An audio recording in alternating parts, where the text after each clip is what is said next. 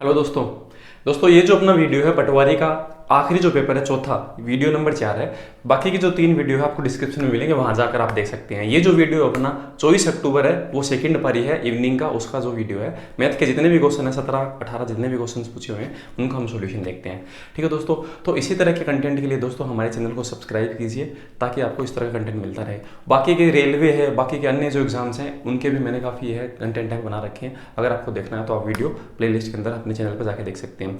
अब दोस्तों शुरुआत करने से पहले आपको बता दूं, मेरा नाम है दोस्तों अजय तंवर, मैं हूं आपका मैथ गुरु। चलिए दोस्तों शुरू करते हैं। इस पेपर का जो पीडीएफ है वो आपको डिस्क्रिप्शन के अंदर मिलेगा, वहां पर आप जाके डाउनलोड कर सकते हैं। पहले जो क्वेश्चन है वहां से हम शुरू करते हैं। ठीक है, इसने से कहा देखो एकदम से सेम पैटर्न बनाया हुआ है हर एक पेपर के अंदर, एकदम से सेम। प्रथम 5 जो घन पूर्णांक संख्या है उनका जो औसत है वो बताना है।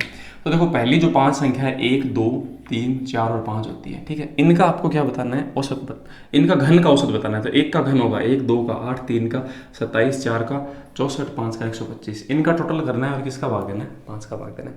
एक तरीका तो ये है। दूसरा तरीका दोस्तों, एक फॉर्मूला होता है n+1/2 और उसका है ना, n संख्याओं के घनों का जो योग है वो बताने का ये एक फॉर्मूला होता है। तो इससे हम जो फॉर्मूले से हम क्या बताते हैं, हम बताते हैं देखो कितना आएगा 5 + 1 क्या होगा 6/2 और उसका क्या करेंगे स्क्वायर। ये से 3 बार घटेगा, 3 का 5 से गुणा 15, 15 का स्क्वायर होता है 225। तो इसका मतलब ऐसा है इनका जो टोटल है ना वो भी 225 ही आएगा। तो ये फॉर्मूला आपको याद होना चाहिए। ठीक है, अगर ये डायरेक्ट ये मान लो तो 5 तक की है, अगर आपको 125 तक पूछ लेता तो आप ऐसे थोड़ी कर पाते, इसीलिए आपको ये याद होना चाहिए। इसमें हम औसत बताना है 5 का, तो हम 5 का भाग देंगे तो आंसर आएगा 45। तो 45 है, बी नंबर जो ऑप्शन है वो इस क्वेश्चन का क्या होगा, सही जवाब होगा। ठीक है, आगे बढ़ते हैं नेक्स्ट जो क्वेश्चन उस पर। अगला क्वेश्चन देखते हैं। देखो अगला क्वेश्चन अपना सिक्कों का है, कॉइन का।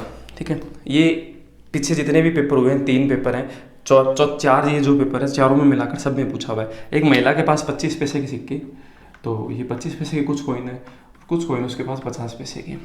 अब इसने से कहा कि उनके पास 120 सिक्के हैं, तो जो संख्या है वो इसने बताई है वो है अपने उसके पास है 120।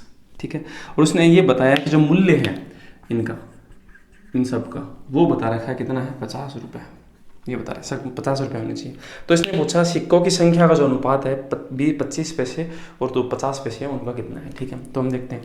तो हम क्या करते हैं दोस्तों, हम कुछ भी मान लेते हैं। ठीक है, आप यहाँ पर ऐसे मान लो कि इसकी तो x है, ठीक है, यहाँ ये y मान लो, इसके x मूल्य है, इसका y मूल्य है। यहाँ पर भी आप x y मान सकते हो, जो आपकी मर्जी वो आप मान सकते हैं। ठीक है, अब हम देखते हैं अगर आपकी 25 पैसे के सिक्कों का मूल्य अगर x है तो उनकी संख्या क्या होगी, 4 गुना ही होगी ना। अगर आपके पास मान लेते हैं 4 सिक्के हैं, ठीक है, अगर आपके पास मान लेते हैं 4 सिक्के हैं तो इसका मतलब आपके पास उनका जो मूल्य है वो कितना होगा, 1 होगा।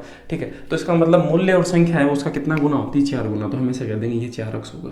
ठीक है, अब ऐसे देखिए अगर मूल्य उनका y है तो इसके मतलब उनके पास सिक्के कितने थे, 2y है ना, 50 पैसे के, इस वजह से। अब हम ऐसा कह सकते हैं देखो x + y है वो तो 50 है, ऐसा कह सकते हैं x + y तो है 50। ठीक है, और 4x + 2y है वो अपने पास 120 है।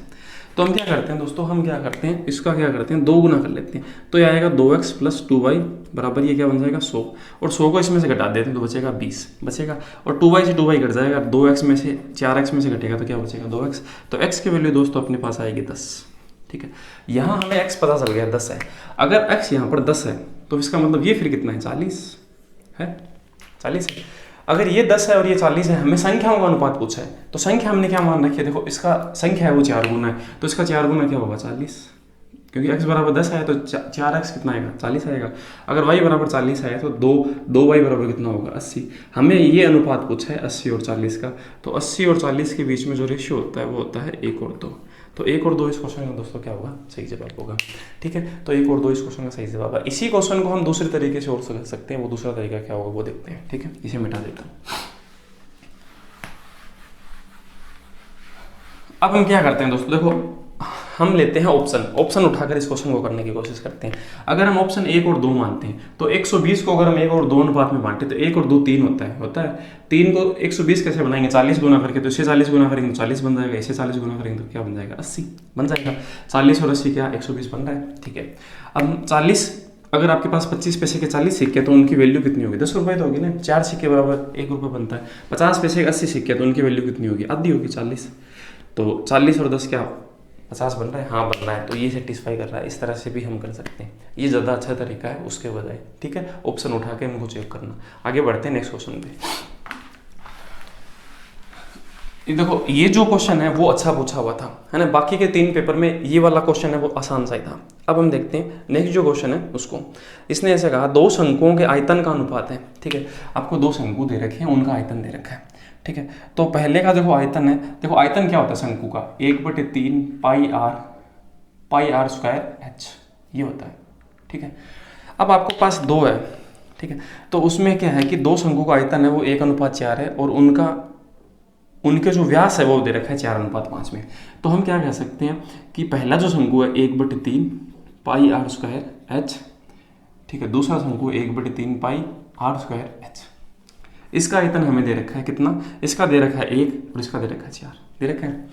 ठीक है, 1/3 पाई से कट जाएगा। ठीक है, अब बचेगा क्या, आर स्क्वायर एच और आर स्क्वायर एच। अगर देखो उसका जो व्यास है अगर 4 है तो त्रिज्या क्या होगी, आधी होगी। तो हमें देखो व्यास और देखो त्रिज्या का जो, अगर आर का व्यास का अनुपात दे रखा है ना, अगर 4:5, और वही त्रिज्या का अनुपात होगा, सेम होगा। कैसे, क्योंकि देखो 4:5 है, अगर आप इसके बट्टे में 2 करोगे, त्रिज्या बनाओगे, तो अनुपात तो वही रहेगा ना, 4:5 है, ये 2 से 2 कट जाएगा तो अनुपात तो वही रहेगा। तो त्रिज्या का अनुपात और व्यास का अनुपात समान होता है, उसमें कोई फर्क नहीं पड़ता। हाँ, व्यास अगर 4 सेंटीमीटर दिया हो तो उसको आधा करना होगा, सेंटीमीटर में अनुपात में फर्क होता है। ठीक है, अब हम देखते हैं। देखो, तो हम यहाँ पर क्या लिखते हैं, इसका जो त्रिज्या वो दे रखा है 4, तो हम लिखते हैं 4 का स्क्वायर इंटू एच छोटा। ठीक है, ये 1 इसके नीचे 1 लिखेंगे। इसमें कितना दे रखा है, इसमें दे रखा है हमें 5, तो 5 का स्क्वायर इंटू बड़ा एच बट्टे हम क्या कर देते हैं 4। तो 4 का स्क्वायर 16, तो 16 का देखो 4 स्क्वायर 16 को यहाँ गुणा कर देंगे ना, इस तरफ ले आएंगे, तो ये क्या बन जाएगा 16 4 64। देखो ये जो एच है 4 ये 16 बनेगा रेड पेन से लिख देते हैं, ये बनेगा 16। ठीक है, ये बनेगा 25, तो 25 को हम इस तरफ ले आते हैं, तो इसके 25 तो इसके नीचे आ जाएगा। ठीक है, और ये जो है बड़े वाला है ना 4 4 16 है, इसके नीचे इस तरफ आएगा 16 4 के बन जाएगा 64। तो इसका मतलब ये जो एच है वो तो बनेगा 25 और ये वाला एच बनेगा 64। तो 25 और 64 है वो इनमें से किसी भी ऑप्शन में नहीं है, तो इसका मतलब इनमें से कोई नहीं है, वो इस क्वेश्चन में क्या होगा, सही जवाब होगा। ठीक है, आगे बढ़ते हैं नेक्स्ट क्वेश्चन की तरफ।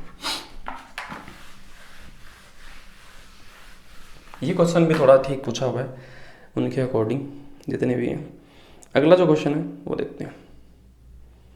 अगला क्वेश्चन है, यदि ए की आय बी की आय से 25% जाता है, ठीक है, तो बी की आय से कितने % कम है, तो 20% आंसर होगा। मैंने देखो आपको एक स्केल याद कराया था, 16 सही 2/3%, 20%, 33 सही 1/3%, 50%। ठीक है, यहाँ पर एक 25% भी था बीच में, ये मैं मिस कर दिया। ठीक है, तो इस क्वेश्चन में देखो आपको क्या दे रखा है, स्केल में 25% पे गए आप, आपसे पूछा है कि कितने % कम है, तो 25 से कम कौन है, 20 है, तो 20 इस क्वेश्चन का सही जवाब है। मैंने आपको ये स्केल वाले क्वेश्चन से ये करवाया था, तो % में जाकर आप देख सकते हैं। अगर आपको वैसे समझना है तो मैं आपको बता देता हूँ, ए बी से कितने % ज़्यादा है, 20% ज़्यादा है। तो इसका मतलब ऐसा है कि ए जो है वो बी से अगर कितना ज़्यादा है, 25% ज़्यादा है, तो अगर बी 100 है तो ये कितना है, 125 है। ठीक है, तो बी ए से कितने % कम है, तो हम देखते हैं बी और ए में कितनी कमी है, 25। किस से, इसने कहा ए से, ए कितना है 125/100, ये से कटेगा 5 बार, 100 में 5 का भाग लगेगा, आएगा 20%। तो 20% इस क्वेश्चन का सही जवाब है। ठीक है, आगे बढ़ते हैं नेक्स्ट क्वेश्चन की तरफ। देखो ये क्वेश्चन है, मैंने पहले हमारी जो शीट है उसके अंदर है, हमने जो सोल्व कर रखे हैं ना, परसेंटेज की प्ले लिस्ट है, वो जाकर आप देख सकते हैं, वहाँ पर ये सेम क्वेश्चन है। अगला जो क्वेश्चन है, इसने से कहा, हाँ, दीपक ने 21,250 रुपये की राशि 6 वर्ष के लिए निवेश की। 21,250 रुपये और कितने वर्ष हैं, 6 वर्ष। ठीक है, तो आपका ऐसे पूछा 6 वर्ष के पश्चात साधारण ब्याज की दर से वह राशि कितनी हो जाती है, 26,350 हो जाती है। इसका मतलब ऐसा है कि जो पैसा है वो 26,350 हो गया। इसका मतलब इसको इसमें से घटाऊं तो कितना बचेगा, ये बचेगा 100 रुपये, तो एक बच गया, और तो हम बोलेंगे 5100 रुपये है ना, वो आपके बढ़ गए। तो इसका मतलब ऐसा है कि 5100 रुपये तो आपका ब्याज है, तो हम यहाँ लिख देते हैं 5100 रुपये। ठीक है, अब मूलधन इंटू समय इंटू दर बट्टे 100, ये तो आपका फॉर्मूला होता है, इंटू दर बट्टे 100 बराबर क्या होता है, ब्याज। ये ब्याज के बराबर हो जाएगा। ठीक है, अब हम इसे सोल्व कर लेते हैं, तो हम 1 0 से 0 काट देते हैं। अब इसे काटते हैं, हम कितने से काटें, 17 से काटें, 17 3 51, 300 बार। इसी 17 से काटें, 17 1 17। ठीक है, 17 2 34, 17 5 85, 125 बार कट गया। ठीक है, अब हम इसे काट लेते हैं कितने से, हम इसे काट लेते हैं 25 से 5 बार, 25 ये घटेगा 12 बार, ये इससे घट गया 2 बार, ठीक है। अब ये इससे घट गया 2 बार, 2 का 2 से गुणा होगा तो हम ऐसा कहेंगे R बराबर आएगा 4%। 4% है वो इस क्वेश्चन का दोस्तों क्या होगा, सही जवाब होगा, ठीक है। आगे बढ़ते हैं, नेक्स्ट जो क्वेश्चन है उस पर।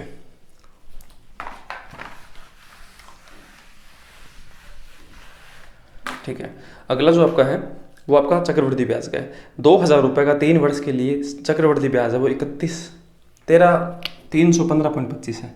तो 2,000 रुपये है, उस पर आपका 3 वर्ष के लिए और कितना ब्याज है 315.25, इतने रुपए। तो आपको ये बताना है कि जो दर है वो कितनी है, ठीक है। तो हम ऐसा देखते हैं, देखो एक अंदाज देखते हैं, इस क्वेश्चन को ऐसे कर लेंगे हम। 315 रुपये है, वो 2,000 का कितना % हिस्सा है ये देखते हैं पहले तो, ठीक। अगर मैं इसको 300 मान लूँ, एक बार 300 मान लो, इसमें हम 20 का भाग देंगे तो आएगा 15 आएगा। अब ये 3 सालों में हुआ तो 15 में 3 का भाग देंगे तो कितना आएगा 5%। तो 5% इस क्वेश्चन का सही जवाब है। अब मैं आपको इसको चेक करके दिखा देता हूँ, है ना, कि ये सही होगा कि नहीं।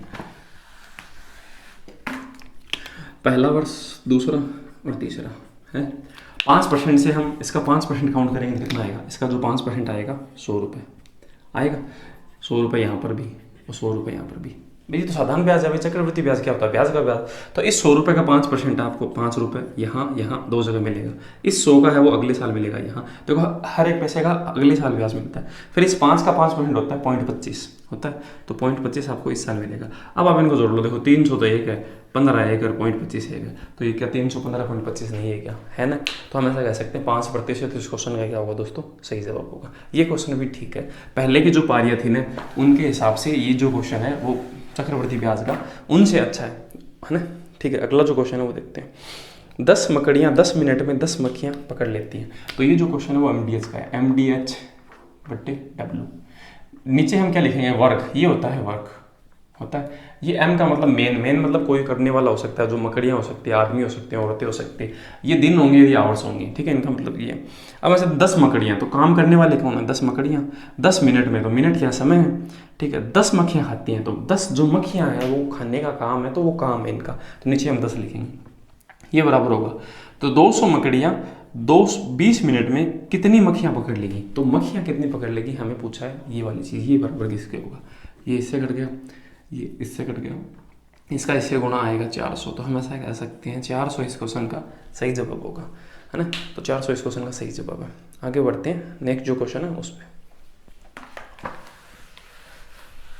अगला क्वेश्चन है, हाँ, एक दुकानदार 44 कैलकुलेटर बेचकर 11 कैलकुलेटर के विक्रय मूल्य के बराबर लाभ कमाता है, ठीक है। तो हम ऐसे मान लेंगे एक वस्तु का विक्रय मूल्य है वो 1 रुपये है। तो 44 जो आपने कैलकुलेटर बेचे हैं ना, एक वस्तु का विक्रय मूल्य 1 रुपये, तो 44 कैलकुलेटर जो आपने बेचे हैं तो उनके कितने रुपए मिलेंगे, 44 रुपये, क्योंकि एक वस्तु 1 रुपये मानना है हमने। तो इसका मतलब हम ऐसा कह सकते हैं कि 44 रुपये में हमने चीज़ों को बेचा है, तो ये विक्रय मूल्य है, ठीक है। अब इसने देखा 11 कैलकुलेटर का विक्रय मूल्य, तो 11 जो कैलकुलेटर है उनके विक्रय मूल्य के बराबर लाभ हुआ है। तो 11 कैलकुलेटर का विक्रय, एक वस्तु का विक्रय मूल्य 1 रुपये, तो 11 कैलकुलेटर का विक्रय मूल्य 11 रुपये हो जाएगा। हमने इसको रुपये में चेंज कर लिया, तो हम ऐसा कह सकते हैं हमें 11 रुपये का क्या होगा, लाभ होगा।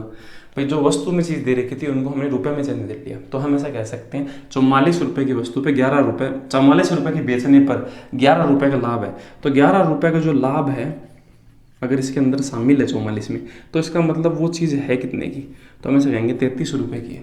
33 की है, 44 में बेचेंगे तभी तो फायदा होगा। अगर आप 44 में 11 जोड़ देते हो तो 55 हो जाएगा, तो 55 की चीज़ 44 में तब तो नुकसान हो जाएगा, सही बात है। तो हम इस तरह से इस चीज़ को करेंगे। अब आपको बताना है कि जो प्रॉफिट परसेंटेज है वो है कितना, तो परसेंटेज हमेशा इसे भी काउंट होता है। तो हम ऐसे कहेंगे 11 है वो 33 का कितना प्रतिशत हिस्सा है, तो ये होता है 1/3। 1/3 का मतलब होता है 33.33%। तो ये इस क्वेश्चन का क्या होगा दोस्तों, सही जवाब होगा, ठीक है। आगे बढ़ते हैं, नेक्स्ट जो क्वेश्चन है उस पर। अगला क्वेश्चन है, इसे मिटा देते हैं। अगला क्वेश्चन लाभ और हानि का है, ठीक है। इसमें आपको ऐसा बोला गया, एक वस्तु को 1754 में बेचकर अर्जित जो लाभ होता है वो 1492 में बेचने में हानि के बराबर होता है। तो इसका मतलब मैं ऐसे मान लेता हूँ ये एक पॉइंट है जिसपे हमें न तो लाभ होता है ना हानि। हमने मान लो 120 रुपये को चीज़ खरीदी, 120 में बेचने पर न प्रॉफिट न लॉस होता है। 110 में बेचेंगे तो पीछे की तरफ जाएगा, और 120 से ज़्यादा की तरफ बेचेंगे तो वो इस तरफ जाएगा। तो हम ऐसे कहेंगे 1754 में बेचने से अर्जित लाभ, तो इसका मतलब 1754 जो पॉइंट है वो आगे की तरफ है इस पॉइंट से, ठीक है। और 1492 में बेचने से हुई हानि, तो 1492 है वो आपका इस तरफ है क्योंकि उस पर हानि है। अब इसने से कहा कि वस्तु का जो लागत मूल्य है वो बताना है, ये जो मूल्य है ना वो हमें बताना है। तो हम देखते हैं इन दोनों में जो अंतर है वो कितना है। तो इसमें जो फर्क है वो देखते हैं। तो हम घटाएंगे तो बचेगा 2, और हम ये घटाएंगे तो बचेगा 6, और 15 घटाएंगे तो बचेगा 2। तो 262 रुपये है। और इसने ये कहा कि ये जो अंतर और ये जो अंतर बराबर है, तो इसका मतलब यहाँ से यहाँ 262 है, तो इसमें 262 में भाग दूंगा तो ये आएगा 13 और 1, 131। इसका मतलब 131 यहाँ फर्क है और 131 यहाँ है। सही बात है। अब अगर 1492 रुपये की वस्तु में 131 का हानि शामिल है, तो अगर जोड़ देंगे तो यहाँ पहुँच जाएंगे, या फिर इसमें से 131 घटा देंगे तो भी वहीं पहुँच जाएंगे।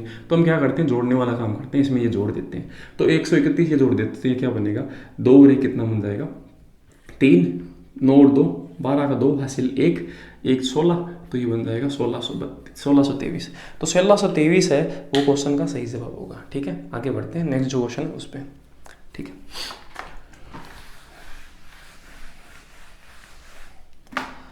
बोर्ड मास का क्वेश्चन है क्या, ये दिखाई नहीं दे रहा इसमें। ठीक है, हाँ ये जो क्वेश्चन है इस पीडीएफ में सही से दिखाई नहीं दे रहा था, इसमें देखते हैं। देखो इसमें लिखा हुआ है, ये जो क्वेश्चन इस तरह से है, 0.5 इंटू 0.5 प्लस 0.5 भाग 0.5। देखो बोर्ड मास का नियम ये कहता है, ऐसे 2 क्वेश्चन पूछे हुए हैं हर एक पेपर में, पहले भाग देंगे। ठीक है, इसमें इसका भाग देंगे तो 1 आएगा। ठीक है, प्लस फिर हम क्या करते हैं, गुणा करते हैं बाद में गुणा। तो इन दोनों का गुणा करेंगे तो क्या आएगा, 5 का 5 से गुणा 25 आता है, पर पॉइंट के बाद में 1, पॉइंट के बाद में 1, तो पॉइंट का हम 2 संख्या आएगी, तो देखो पॉइंट का हम 2 ऐसा बन जाएगा।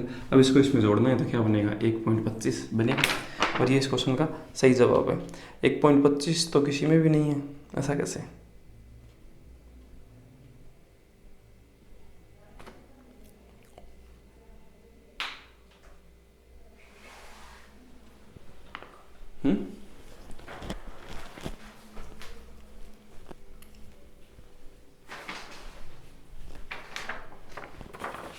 अच्छा, यहाँ पर ये जो है वो 5 ही था। ठीक है, ऐसा नहीं, तो हम इसमें इसका भाग देंगे तो ये क्या, यहाँ से क्या मिलेगा हमें, हम भाग देके देखते हैं। देखो तो इसको हम क्या बोल सकते हैं, 0.5/5। ये इससे कट जाए, ये 0 आएगा यहाँ पर, तो इसमें इसका भाग 1 बार लगेगा, 1 में 10 का भाग लगेगा तो क्या आएगा, 0.1 आएगा। तो इसका मतलब ये जो चीज़ है वो 0.1 आएगी। और ये 0.25 आई, तो 0.1 में 0.25 जोड़ेंगे तो क्या आएगा, 0.35, है ना। तो ये इस क्वेश्चन का क्या होगा, सही जवाब होगा। तो डी नंबर जो ऑप्शन है वो इस क्वेश्चन का सही जवाब है। ठीक है, आगे बढ़ते हैं नेक्स्ट जो क्वेश्चन उस पर, क्योंकि ये सही से दिखाई नहीं दे रहा था पीडीएफ के अंदर, है ना। अगला जो क्वेश्चन है वो देखते हैं। हाँ, अगला जो क्वेश्चन है इसमें, अगला जो क्वेश्चन है दोस्तों वो भी बोर्ड मास का है ना, उसे देखते हैं। इसने से कहा 7 + 7 + 7 बट्टे भाग 7 है, बट्टे ये लिखा हुआ है 5 + 5 + 5 भाग 5 है। ठीक है, तो पहले हम क्या करेंगे, ये ब्रैकेट सोल्व करेंगे। तो ये ब्रैकेट है, इसमें लिखा हुआ है 3 बार 7, 3 बार 7 का मतलब होता है 21, 21 में 7 का भाग देंगे तो क्या आएगा, 3। ठीक है, अब हम देखो पहले हमें ये सोल्व करना होगा भाग, ऐसा नहीं 3 बार पहले 5 को जोड़ें फिर 5 का भाग दें। पहले इसमें इसका भाग दिया तो आएगा 1, 5 5 10 और क्या हो गया 11, तो ये बनेगा 11। ठीक है, तो 3/11 है वो इस क्वेश्चन का दोस्तों सही जवाब होगा। बी नंबर जो ऑप्शन है वो सही होगा। ठीक है, आगे बढ़ते हैं नेक्स्ट क्वेश्चन के अंदर।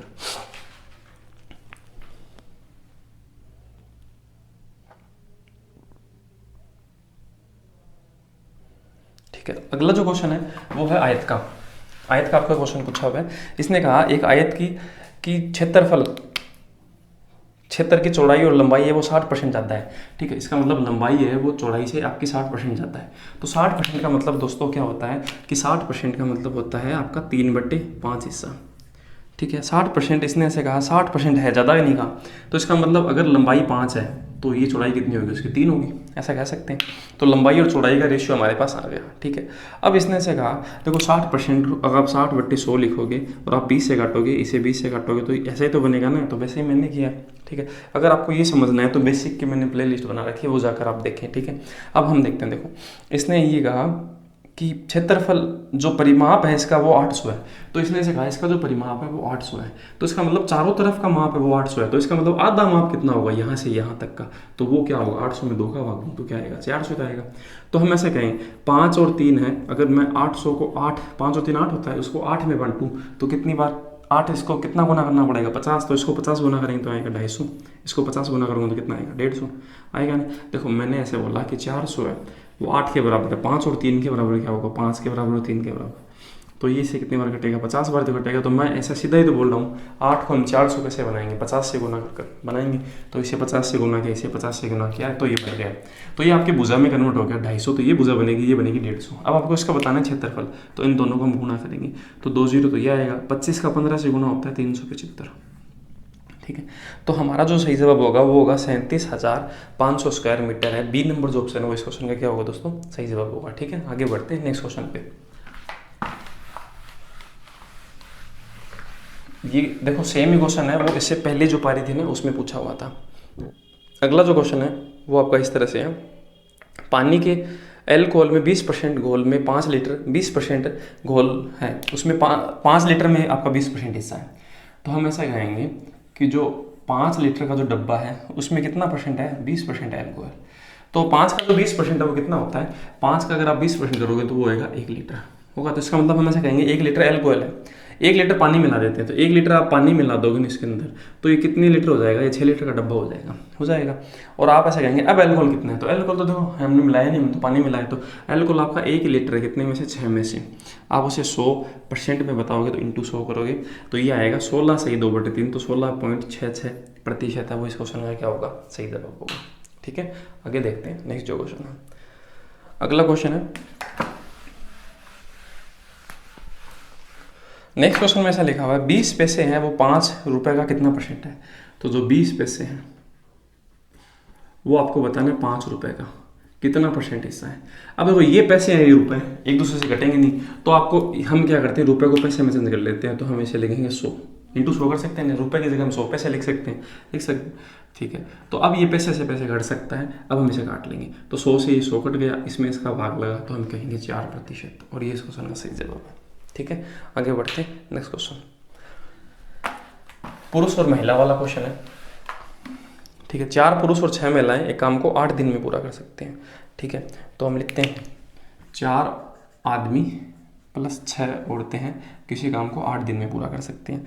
और इसने देखा 3 आदमी और 7 औरतें उस काम को 10 दिन में पूरा कर सकते हैं। तो आपको पूछा 10 जो वुमेन है इस काम को कितने दिन में कर सकती हैं।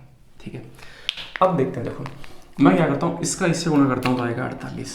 ठीक है, इसका इससे गुणा करूँगा तो क्या आएगा, सॉरी इसका इससे गुणा करूँगा तो आएगा 32 आएगा।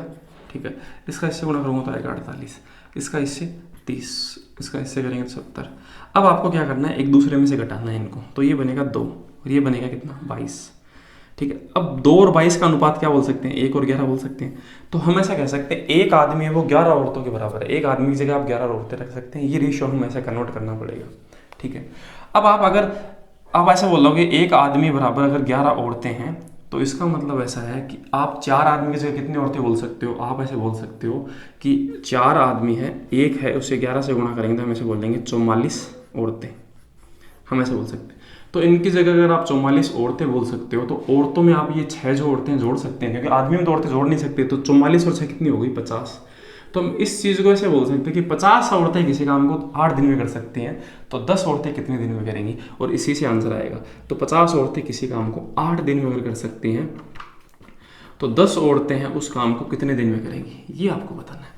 ठीक है, तो ये इससे कट गया, तो 8 का 5 से गुना आएगा 40। तो इसका मतलब ऐसा है कि 40 इस क्वेश्चन का दोस्तों क्या होगा, सही जवाब होगा। तो 40 दिन है, डी नंबर जो ऑप्शन है वो इस क्वेश्चन का सही जवाब है।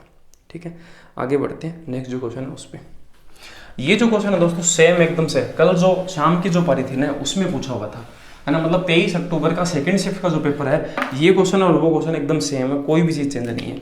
ABCDE है, उनका जो औसत है 5 संख्या 52 है, तो 52 है वो आपका औसत है, सम संख्या है। तो 52 अगर 5 संख्या है तो औसत है वो बीच में आएगा। ठीक है, हम ऐसे लिख देता हूँ ABCD और E 5 संख्या है, तो इसका बीच का हिस्सा कौन है, ये वाला है, तो ये 52 हो गया। अब इसने से कहा कि सम संख्या है, तो इससे पहले सम 50 होगी, इससे सब पहले सम 48 होगी, इसके बाद वाली 54 होगी, और इसके बाद वाली क्या होगी, 56 होगी। अब आपसे ऐसा पूछा है B और E का गुणनफल, तो हमें इन दोनों का गुणनफल करना है। तो 50 × 56 है, ये तो बन जाएगा 2 गुना, ये बन जाएगा आधा। अब इनको गुणा करना आसान बन जाएगा, तो हमें से कहेंगे 2800 इस क्वेश्चन का क्या होगा, सही जवाब होगा। ठीक है, सेम क्वेश्चन है, एकदम से रिपीटेड है। अगला जो क्वेश्चन है आखिरी क्वेश्चन, उसको हम देखते हैं। ठीक है, अगला और आखिरी क्वेश्चन है इसने ऐसे कहा, एक बौछार में 5 सेंटीमीटर वर्षा होती है तो 1.5 हेक्टेयर भूमि में कितना पानी गिरेगा। तो कॉमन सी बात है, देखो 5, इसको आपको क्या करना है, 1.5 हेक्टेयर से गुणा करना है, 15 का 5 से गुणा क्या आएगा, 75। अब आप ज़्यादा दिमाग लगाओ ही मत, 75 अगर बहुत सारे ऑप्शन में हो ना तो हम ऐसे ज़्यादा दिमाग लगाएं, सिर्फ एक ही ऑप्शन में बी नंबर में यही सही जवाब है। अगर देखो ऑप्शन ऐसे होते हैं 750, 7500, ठीक है, 75,000 या फिर 7,50,000, तो हम इस क्वेश्चन को उस तरह से देखते हैं। अब हमें देखने की जरूरत नहीं है। तो दोस्तों जितने भी क्वेश्चन हैं हमने यहाँ पर सोल्व किए हैं। आपको अगर इसी तरह का कंटेंट है, एग्जाम से रिलेटेड है, पटवारी के मैंने जैसे सॉल्यूशन कराया वैसे मैंने रेलवे, एसएससी सभी तरह के जो पेपर हैं उनको मैं सॉल्यूशन करवाता हूँ। तो इसी तरह के कंटेंट के लिए हमारे चैनल को सब्सक्राइब कीजिए, हाँ, ताकि हमें एक मोटिवेशन मिलता रहे। मिलते हैं दोस्तों, धन्यवाद।